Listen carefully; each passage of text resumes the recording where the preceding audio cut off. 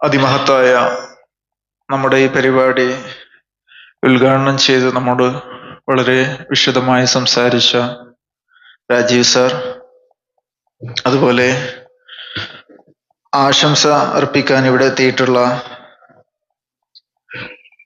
അലി കുന്നത്ത് sir, റഹീം sir, Muhammad Ali sir, അതുപോലെ Azeez sir, Ibrahim Kutty sir, Ajesh sir, അതുപോലെ നമ്മുടെ പരിപാടി വീക്ഷിക്കാൻ ഇവിടെ എത്തിയിട്ടുള്ള പ്രിയ വിദ്യാർത്ഥി സുഹൃത്തുക്കൾ, നാട്ടുകാർ, നമ്മുടെ സ്വാഗത പ്രഭാഷകൻ സൂചിപ്പിച്ച പോലെ നമ്മുടെ പരിപാടി തുടങ്ങാൻ ഇച്ചിരി വൈകി, അതുപോലെ ഇച്ചിരി അസൗകര്യങ്ങളും നേരിട്ടതിൽ ഖേദിക്കുകയാണ്. തുടർന്നുള്ള പരിപാടികൾ നമുക്ക് പരമാവധി ഭംഗിയാക്കാൻ ശ്രമിക്കാമെന്നും ഇവിടെ വാക്ക് തരികയാണ്. നമ്മുടെ ഉദ്ഘാടന പ്രഭാഷകൻ സൂചിപ്പിച്ച പോലെ കൂടുതൽ പബ്ലിക് സ്പീച്ച് ട്രെയിനേഴ്സ് ഗ്രൂപ്പ് സംഘടിപ്പിച്ച നമ്മുടെ ഈ പരിപാടി നമുക്കറിയാം. സ്പീച്ച് ട്രെയിനേഴ്സ് ഗ്രൂപ്പ് കഴിഞ്ഞ കാലങ്ങളിലായി ഒരുപാട് കാര്യങ്ങൾ ചെയ്തിട്ടുണ്ട്. സാമൂഹികമായും സാംസ്കാരികമായും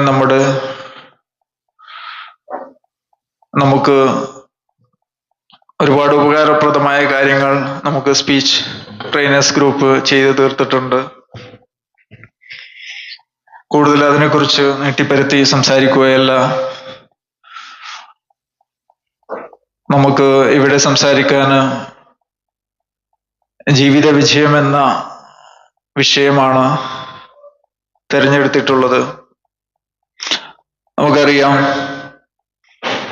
ജീവിത വിജയം എന്നാൽ അത് ഓരോ ആളുകൾക്കും ഓരോ രീതിയിലും ഓരോ രൂപത്തിലുമായിരിക്കും. നമുക്കറിയാം, നമ്മുടെ രാഷ്ട്രപിതാവ് മഹാത്മാഗാന്ധി, അദ്ദേഹം ജീവിതത്തിൽ വിജയിച്ച ആളായിരുന്നു.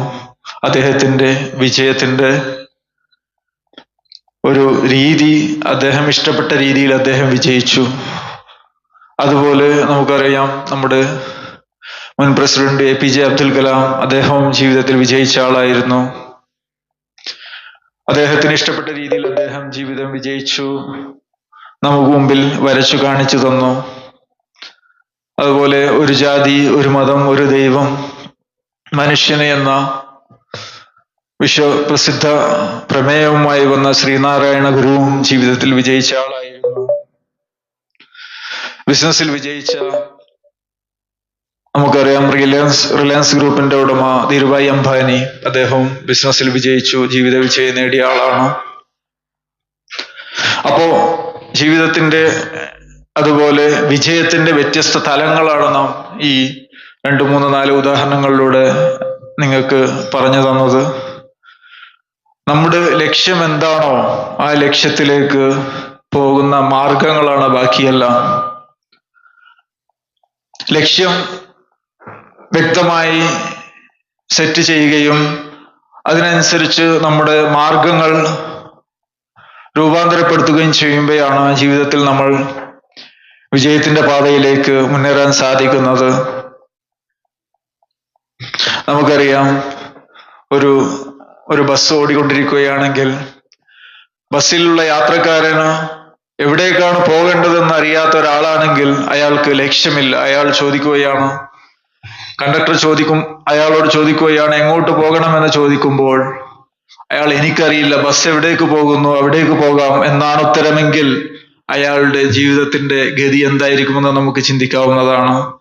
അതുപോലെ ലക്ഷ്യമില്ലാത്ത യാത്രകൾ ഒരിക്കലും ചെയ്യാതിരിക്കുക. അതുപോലെ നമുക്കറിയാം, ഓരോ മാർഗങ്ങളും, ലക്ഷ്യത്തിലേക്കുള്ള മാർഗങ്ങളും ഒന്നിന് പിറകെ ഒന്നായിട്ട് നമുക്ക് മുമ്പിൽ തെളിഞ്ഞുകൊണ്ടേയിരിക്കും.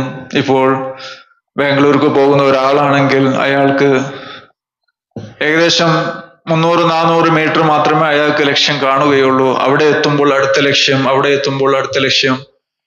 ആ മാർഗങ്ങൾ പൂർത്തീകരിച്ച് ലക്ഷ്യത്തിന്റെ വ്യത്യസ്ത പടവുകൾ നേടി നാം അവസാനം ബാംഗ്ലൂർ എത്തിച്ചേരുമ്പോഴാണ് നമുക്ക് ലക്ഷ്യപ്രാപ്തിയും അതുപോലെ ജീവിതത്തിലുള്ള വിജയവും അവിടെ നേടാൻ സാധിക്കുക. അതിന് നമ്മൾ ഒരുപാട് കാര്യങ്ങൾ നമുക്ക് ശ്രദ്ധിക്കണം. നമ്മളെ ജീവിതം ചിട്ടപ്പെടുത്തണം. ഡിസിപ്ലിനാണ് ഏറ്റവും ഇമ്പോർട്ടൻ്റ് ആയ ഒരു കാര്യം. അതുപോലെ ടൈം നമ്മൾ മാനേജ് ചെയ്യണം. നമ്മുടെ ജീവിതത്തിൽ സമയം വളരെ വിലപ്പെട്ടതാണ്. ഓരോ നിമിഷവും പോയി കഴിഞ്ഞാൽ നമുക്കത് തിരിച്ചു കിട്ടുന്നില്ല. വീണ്ടും അടുത്ത നിമിഷങ്ങളാണ് നമുക്ക് കിട്ടിക്കൊണ്ടിരിക്കുന്നത്.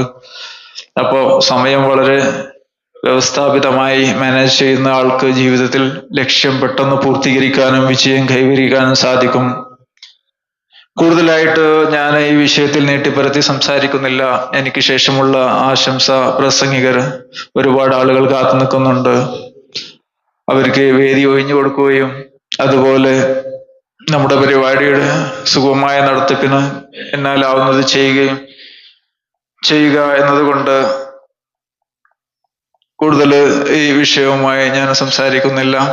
നമ്മുടെ പരിപാടിയിൽ ആശംസ അർപ്പിക്കുന്നത് അലി കുന്നത്ത് സാറിനെ ബഹുമാനപൂർവം ഞാൻ വേദിയിലേക്ക് ക്ഷണിക്കുകയാണ്. എൻ്റെ വാക്കുകൾ ഇവിടെ ഉപസംഹരിക്കുകയാണ്.